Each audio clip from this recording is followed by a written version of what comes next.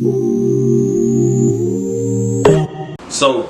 I've been like around a lot of criminal activity, but I was too young to really know what was going on because back then our projects was like Fortune 500 companies, you feel me? Like, so I've been around a lot of street shit, been around a lot of gangster shit, but me being a kid and just like being innocent, I never seen none of it. I never knew what the fuck was going on. So as a shorty, I was just like reaping the benefits of my father having money and my family being who they is and you know shit like that. And as a shorty, I had so many good memories. I used to, man, my pops, he used to, this is why I am how I am with my son. Yeah. He made sure that I never, like anything I set my eyes on when I was a kid, I could have it. That's what's up. Like my pops, like before he went to the feds, anything I looked at, I could have it. You feel me? Anything that I thought about having or wanted as a kid, he'd get it. You feel me? Even things that I didn't even know that I wanted or knew existed, he'd come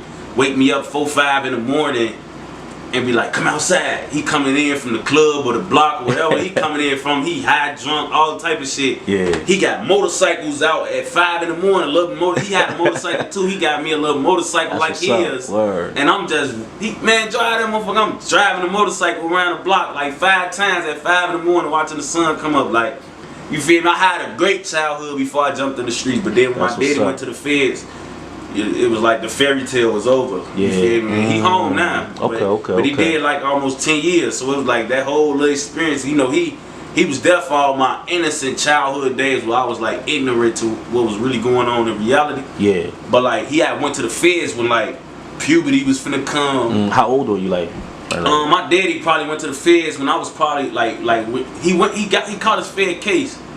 Then he had got out and he had to like turn himself to do the time. Yeah, to do the time. Yeah. So when he turned himself in, I was probably like 11, 12. And that's really when shit started to you feel you know, like puberty, like in them years after like puberty, sex, street shit, criminal activity, all my thoughts, you know, everything going on. You finna get in high school, gangs, all that.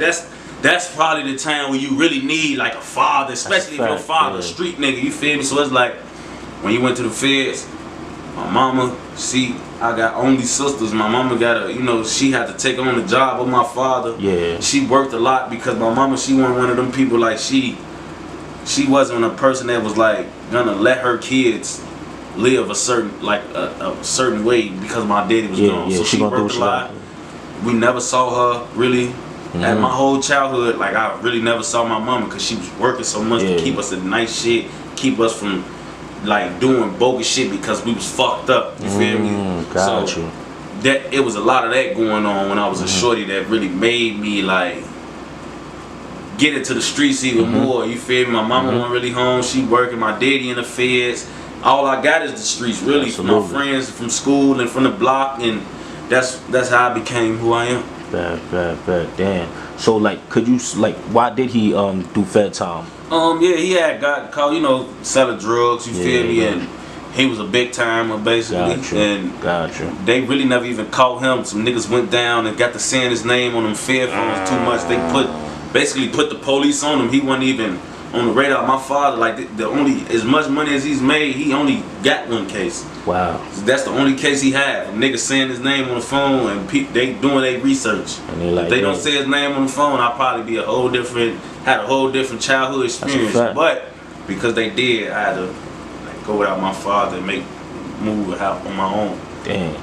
The thing was like, for me, like I love my daddy. Like I love him to death. Like that's my main man. So like me, all this shit going on, man, I'm a shorty still, so it's like I really like what the fuck, like this criminal shit, I didn't really get it, you feel me? But I did understand that they was taking my father away, and I'm like, what the fuck? And it just made me like resent like everybody that had something to do with folks, like even though like it was just saying his name, like I just thought all that time, like man, bro, they don't say his name on that phone. He alright, and it's just like it made me resent like the people that took my father away, like because it's like that shit, like certain niggas like you don't really give a fuck about a lot of people when a lot of shit happen. You feel me? But it's like And it's like a lot of niggas don't fuck with their daddy. What I'm starting to find out. Yeah. But like my daddy, like he was a good dad. He was a good father, and he came from the same circumstances as the bad fathers. He chose to be a different person to his kids though. So I respected my father like to the highest degree. That's what's up. Like when I was a shorty, I used to in school. They asked me to like talk about like you know when you in school, you a young dude. They asking you certain shit like who you look up to and like stories about shit you remember. I always would tell a story of me and my daddy. That's what's up. I was around my daddy, in the car with my daddy. A lot of this shit was going on. Wow. And I didn't even know I was damn near in that shit like that. You feel me? It was just a whole big thing. So, you know, me having a relationship with my pops, that's what blew me about it. It was like, damn, nigga, this my daddy. Yeah, and they took him away. Yeah. You feel me? But he did that time. He came back.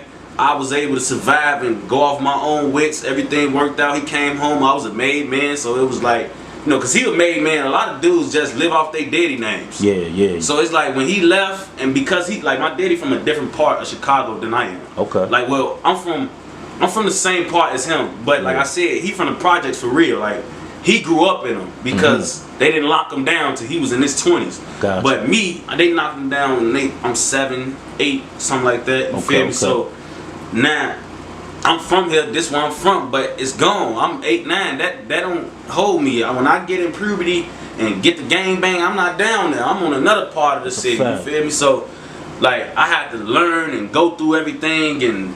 You know, he came home and he was like, oh, okay. Him being a made man, he respected me more. I made my bones when he was gone. You feel me? So that was what that really was. Yeah. That's what's up. Shout out to your pops, man. That's a fact. Yeah, for a real nigga, I ain't gonna lie to you. That's a fact.